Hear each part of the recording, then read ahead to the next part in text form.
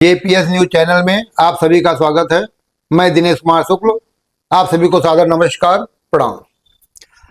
आज हम राम मंदिर दान विवाद पर बात करना चाह रहे हैं।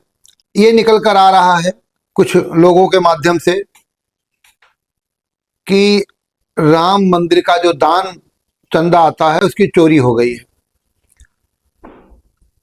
चोरी करने वाले कोई बाहर के नहीं हैं, वही के कर्ता धर्ता लोग हैं। अभी तो जांच होनी बाकी है, जांच होकर स्पष्ट निकलेगा, लेकिन ये चर्चा है।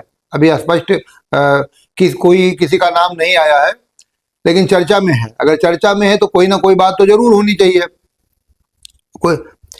अयोध्या राम मंदिर में दान राशि के कथित गबन का मामला तूड़ पकड़ रहा है। मंदिर की व्यवस्था और वित्तीय पारदर्शिता को लेकर राष्ट्रीय स्तर पर मंथन शुरू हो गया है।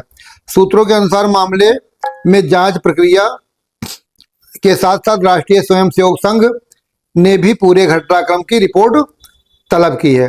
जांच के दायरे में आए हुए कर्मचारियों की भूमिका पर सवाल उठने के बाद उनकी सेवाएं समाप्त करने का महत्वपूर्ण जिम्मेदारियों से हटाने पर विचार हो रहा है। मंदिर परिसर में कार्यरत कई कर्मचारियों को के दायित्वों में बदलाव किया जा सकता है ताकि व्यवस्था को और अधिक जवाबदेह तथा पारदर्शी बनाया जा सके। सूत्र बताते हैं कि राम मंदिर ट्रस्ट पहले ही मामले की आंतरिक जांच करा रहा है। सीसीटीवी फुटेज, लेखा अभिलेख और संबंधित कर्मचारियों से की गतिविधियों की पड़ताल की जा रही है। जांच रिपोर्ट आने के बाद आवश्यक प्रशासनिक कार्रवाई की जाएगी। निर्माण समिति की 13 जून को बैठक है। इसके अलावा मंदिर निर्माण समिति की 13 जून को बैठक है, जिसमें समिति के अध्यक्ष नृपेंद्र मिश्र भी रहेंगे। बैठक में कुछ अहम निर्णय लिए जा सकते हैं। अगर कहीं कोई अनियमितता गड़बड़ी हुई है तो उसकी जांच होनी चाहिए। वर्तमान में जांच प्रक्रिया की निष्पक्षता की सवाल उठ रहे हैं।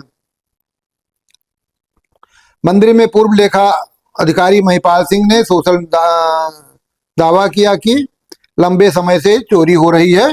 कुछ लोगों का नाम भी उन्होंने बताया। अब ये बताइए कि जिस राम मंदिर के लिए हजारों लाख लोगों ने अपनी जानें कुर्बान की, कितना संघर्ष चला, 500 सालों से मुगल शासकों से, फिर अपने देश की सरकारों से लड़ते लड़ते राम मंदिर के निर्माण में पता नहीं कितने नवयुवक, पता नहीं कितने जवान, पता नहीं कितने साधु संत शहीद हुए। और इतनी इन लोगों की नीयत खराब है कि कोई श्रद्धा से राम मंदिर में दर में आकर पर दान करता है, उसकी चोरी हो जाती है। कितनी नीच प्रवृत्ति के लोग हैं। और वहां की व्यवस्था कैसी है, छांट कैसे उसको कैसे लोग रखे गए हैं, ये बहुत विचारणीय प्रश्न है। इस पे हर आदमी को सोचना चाहिए और समझना चाहिए कि हम ईश्वर के पास श्रद्धा से जाते हैं, भाव से जाते हैं, और ये मान के चलते हैं कि अगर हम 10 रुपया दे रहे हैं तो ईश्वर के चरणों में समर्पित कर रहे हैं, वो जनहित में लगेगा। लेकिन वहां के जो ईश्वर के मंदिर में बैठे हुए लोग हैं, उनको ईश्वर से ही भय नहीं है।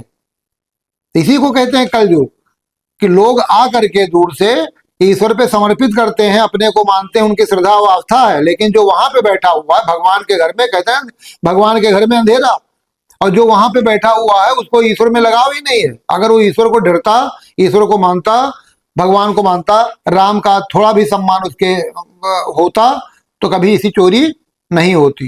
ये बहुत ही निकृष्ट कार्य है। अगर ऐसा हुआ है तो बहुत ही गंदा काम है। इसको सोचो, इसको विचार करना चाहिए, और ऐसे लोगों को कड़ी से कड़ी सजा मिलनी चाहिए।